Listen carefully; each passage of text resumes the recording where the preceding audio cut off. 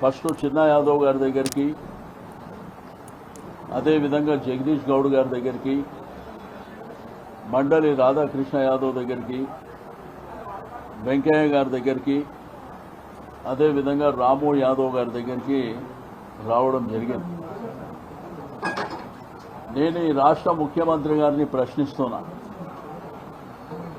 అంటే ప్రభుత్వాలంటే, ప్రజాస్వామ్యం అంటే ఇదేనా? అంటే నడి రోడ్డు మీద ఎవరు పడితే వాళ్ళు కొట్లాడుకోండి, కొట్టుకోండి.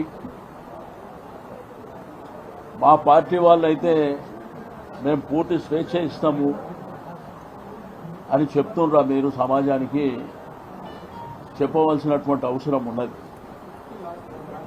ఎందుకంటే ఈ రోడ్డు బస్టాండ్ మీద ఏం జరిగింది?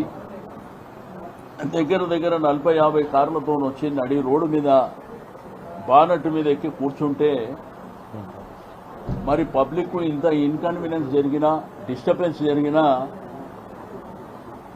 పట్టించుకునే పరిస్థితి లేదు.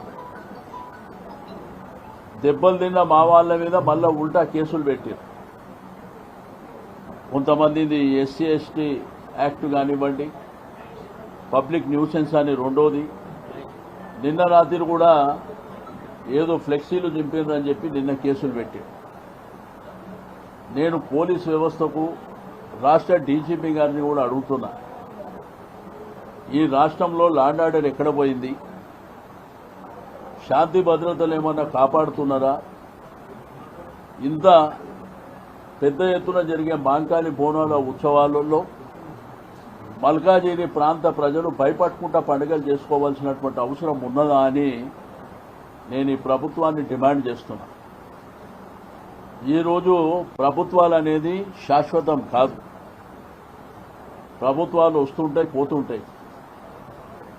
కానీ వ్యవస్థలు ఏవైతే ఉన్నాయో వాళ్ళు వ్యవస్థలను కాపాడవలసిన వాళ్ళు అది దారిన వదిలేసి రాము యాదవ్ని చంపడానికే ప్రయత్నం చేసినటువంటి సంఘటన పాత్రికేయుల సమక్షంలో జరిగింది. ఆ తర్వాత పోలీస్ స్టేషన్కు వందల మంది కాంగ్రెస్ పార్టీ నాయకులు పోలీస్ స్టేషన్ కూర్చుంది అనుకుంటా పోలీస్ స్టేషన్లకు లోపలిపోయినా వాళ్ళని ఏమనే పరిస్థితిలో లేదు. అంటే ఈ రౌడీయిజం, గుండాయిజం అనేది ఈ రాష్ట్రానికి మంచిదా?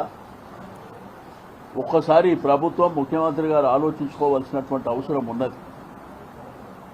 మేమందరం బీసీ నాయకులము, మేమందరం ఇక్కడికి వచ్చింది ఇక మీదట ఈ రాష్ట్రంలో ఏ బీసీ నాయకుడి మీద ఎటువంటి దాడులు, అగత్యాలు జరిగినా కానీ మేమందరం అక్కడ ఉంటాం, మీరందరూ ధైర్యంగా ఉండాలని చెప్పి నేను ఈ సందర్భంగా తెలియజేస్తా ఉన్నాను. ఇదేమి పద్ధతి? అసలు ఒక శాంతియుతమైనటువంటి వాతావరణంలో ఉండే మల్కాజిగిరిలో ఈ దౌర్జన్యకాండ, వ్యక్తులని టార్గెట్ చేస్తూ, మనుషులను టార్గెట్ చేస్తూ, రాజకీయాలలో గెలుపు ఓటమి అనేది సర్వసాధారణం. ఇప్పుడు మరి రాజశేఖర్ గారు గెలిచిండ్రు, ప్రజలు అభిమానించారు, ఆదరించారు, కార్యకర్తల అండదండలు, బలము, మా కార్పొరేటర్ల బలం, ప్రజలు కూడా ఆదరించారు, గెలిచిండు.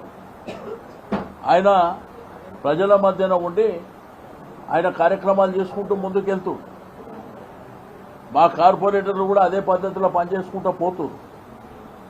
అసలు బోనాల చెక్కుల పంపిణీ అనేది ఈ భారతదేశ చరిత్రలో ప్రవేశపెట్టింది కేసీఆర్ గారు.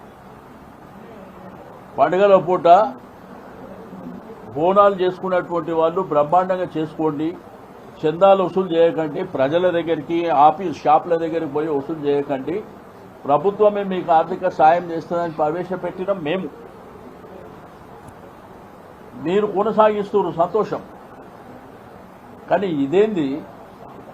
మమ్మల్ని ప్రజలు ఓటేసి ఎందుకు గెలిపించారు? అంటే ప్రోటోకాల్ అక్కర్లేదా? అంటే ముఖ్యమంత్రి గారు కూర్చొని ఉంటే మేము పోయి నువ్వు ఆ సీటు మీద పక్కన జరిగిపో, మేము కూర్చుంటామంటే బాగుంటుందా? ఎవరికైనా ప్రోటోకాల్ అనేది ఒక గౌరవప్రదమైనటువంటిది.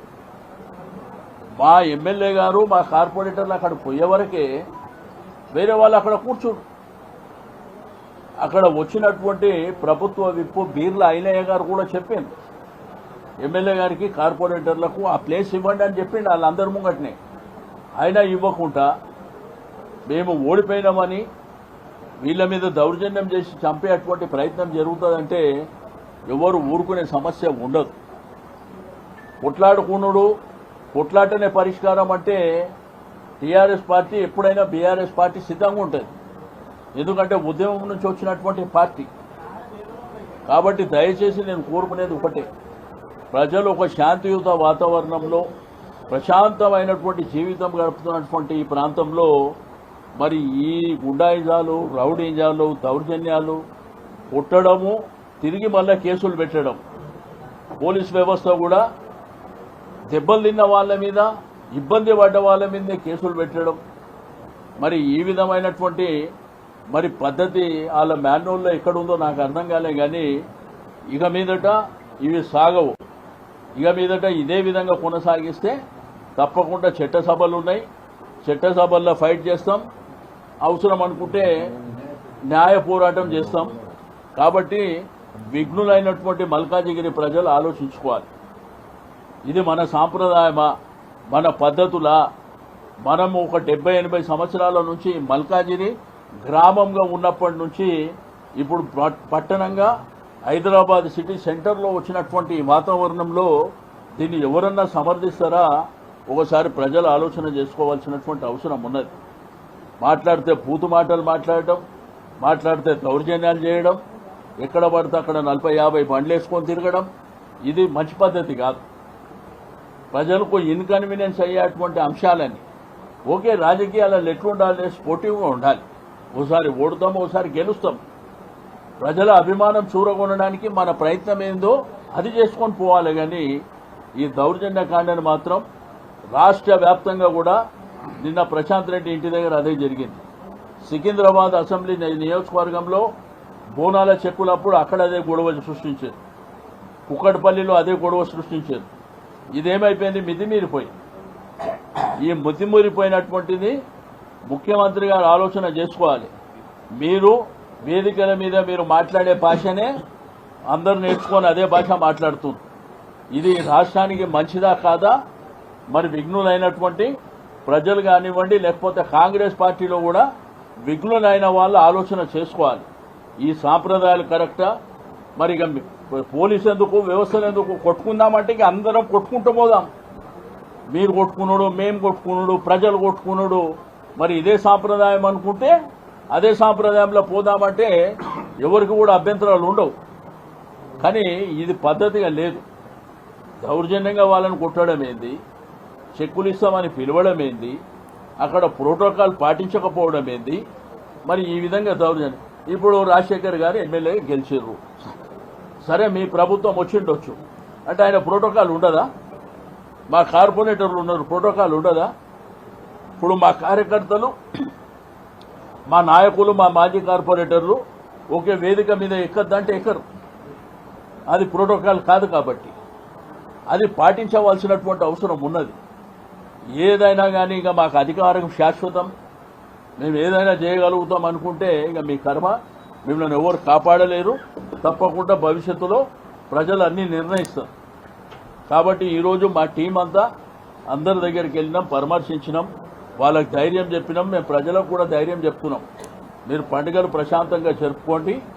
ఇవన్నీ జరుగుతూనే ఉంటాయి, రాజకీయాలలో ఇవన్నీ నడుస్తున్నాయి. కానీ కొత్త సాంప్రదాయం వచ్చింది తెలంగాణ.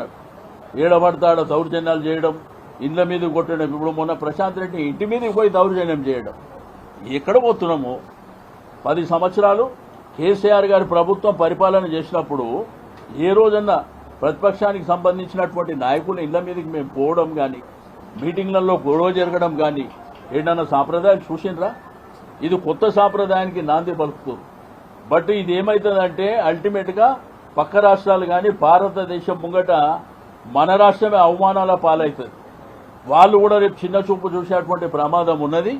కాబట్టి నేను దయచేసి పోలీస్ యంత్రాంగానికి, ముఖ్యమంత్రి గారికి నేను డిమాండ్ చేస్తున్నా, ఎవరైతే ఈ యొక్క చర్యలకు పాల్పడ్డారో వాళ్ళ మీద కేసులు ఫైల్ చేయండి, వాళ్ళ మీద చర్యలు తీసుకోండి. రెండోది, ప్రజాస్వామ్యవాదులంతా దీన్ని ఖండించవలసినటువంటి అవసరం ఉంది. పార్టీలు వేరైనప్పటికీ వ్యవస్థలో చాలా మంది ఉంటారు, రాజకీయాలకు సంబంధం లేని వాళ్ళు కూడా చాలా మంది ఉంటారు. దీన్ని తప్పకుండా అందరు ఖండం చేయవలసినటువంటి అవసరం ఉన్నది.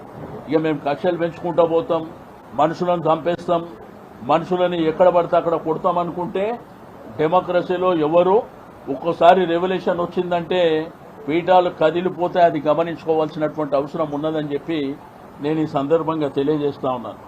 ఇప్పుడు మా పెద్దలు వేణుగోపాలాచారి గారు శాసన మండలిలో ప్రతిపక్ష నాయకులైనటువంటి మా పెద్దలు మాజీ స్పీకర్ మధుసూదనాచారి గారు మాట్లాడినాక చాలా వివరంగా మిత్రులు శ్రీనివాస్ యాదవ్ గారు సుదీర్ఘంగా అన్ని విషయాలు మాట్లాడడం జరిగింది. మేము ఈరోజు బీఆర్ఎస్ పార్టీకి సంబంధించినటువంటి బీసీ ప్రజాప్రతినిధులు ముఖ్య నాయకులు అందరం కూడా మల్కాజిగిరి నియోజకవర్గానికి రావడం జరిగింది. కారణం ఇక్కడ ఉన్నటువంటి ప్రజలకు, ఇక్కడ ఉన్నటువంటి బీఆర్ఎస్ పార్టీ కార్యకర్తలకు మొన్న జరిగినటువంటి దుర్ఘటనలో ఇబ్బందులు పడ్డటువంటి మిత్రులను పరామర్శించాలి, వారికి భరోసా కల్పించాలనేటువంటి ఉద్దేశంతో మేమందరం కూడా రావడం జరిగింది. ఈ సందర్భంగా ఇది హెచ్చరిక, విజ్ఞప్తి. బీఆర్ఎస్ పార్టీకి సంబంధించినటువంటి ఏ కార్యకర్త కానీ ఏ బీసీ నాయకుని మీద ఎవరు ఎక్కడ ఎటువంటి అఘాయిత్యానికి పాల్పడినా ప్రతిఘటన తీవ్రంగా ఉంటుందనేటువంటి హెచ్చరిక చేస్తాం. ఇవాళ మల్కాజిగిరి నియోజకవర్గంలో కొందరు వ్యక్తులు రాజ్యాంగేతర శక్తులుగా మారి రోడ్ల మీద బస్తీళ్లలో స్వైర విహారం చేసి ప్రశాంతంగా ఉన్నటువంటి ప్రాంతంలో అశాంతి సృష్టించేటువంటి ప్రయత్నం చేస్తున్నారు. కాబట్టి ఇది ఏమాత్రం ప్రజాస్వామ్యంలో వాంఛనీయ పరిణామం కాదు. దీనికి